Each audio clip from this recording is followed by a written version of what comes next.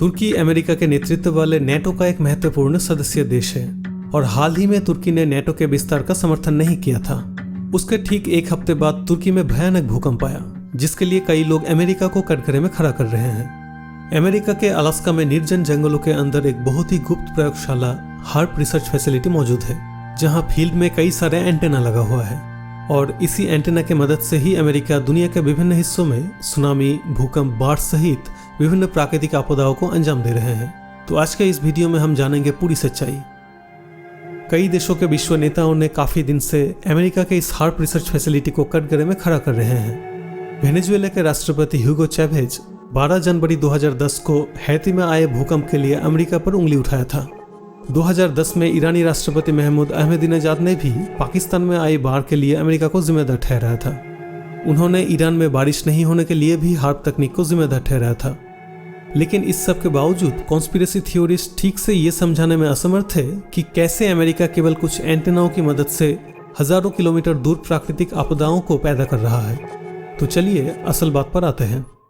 HAARP, इसका पूरा नाम है high frequency active auroral research program. इस शोध परियोजना का मुख्य उद्देश्य पृथ्वी के वायुमंडल की सबसे बाहरी परत आयन मंडल को अध्ययन करना है, जो धरती की सतह से 50 मील से 400 मील तक फैली हुई है। हार्प एंटेना बहुत उच्च ऊर्जा के रेडियो तरंगों को आकाश में छोड़ देता है, जो ऊपरी आयन मंडल में एक विशिष्ट क्षेत्र में अणुओं को उत्तेजित करते हैं। फिर हार्प का रिसीवर यह अध्ययन करता है कि वापस आने वाली तरंगों में क्या परिवर्तन होता है। हार्प सुविधा की मदद से ये जानना संभव हुआ है कि जब ऑरोरा यानी मेरु प्रभा बनती है तो वायुमंडल में अणुओं की संरचना या धर्म में क्या परिवर्तन होते हैं। इसके अलावा इस हार्प टेक्नोलॉजी की मदद से विभिन्न पॉल्यूटेंट यानी प्रदूषकों की उपस्थिति में हमारे ओजोन स्तर में दीर्घकालीन परिवर्तनों को भी जानना संभव हुआ है। 1990 से 2014 तक हार्प फैसिलिटी की देखरेख अमेरिकी वायुसेना और अमेरिकी नौसेना के द्वारा की गई थी। इसे 2015 में अलास्का यूनिवर्सिटी फेयरबैंक्स को सौंप दिया गया था।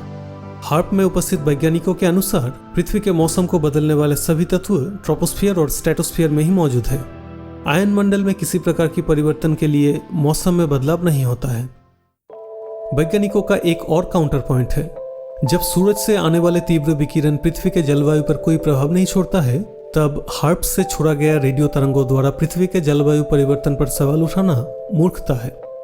लेकिन इसका मतलब ये नहीं है कि भूकंप इंसानों द्वारा नहीं बनाया जा सकता है।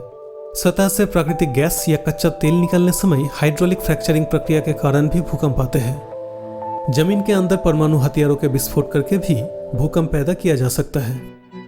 हालांकि इन दिनों विज्ञान और प्रौद्योगिकी के अभूतपूर्व विकास के साथ ऐसी उन्नत अनुसंधान केंद्र के अधिकारियों को अपने शोध संगठन के गतिविधियों को जनता के सामने स्पष्ट रूप से बताने की विशेष आवश्यकता है।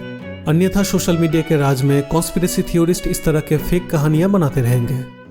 लेकिन सुनने में अननेचुरल कुछ चीजें सही भी होते हैं, जैसे 4 जुलाई 1054 को धरती पर 2 सूरज देखा गया था।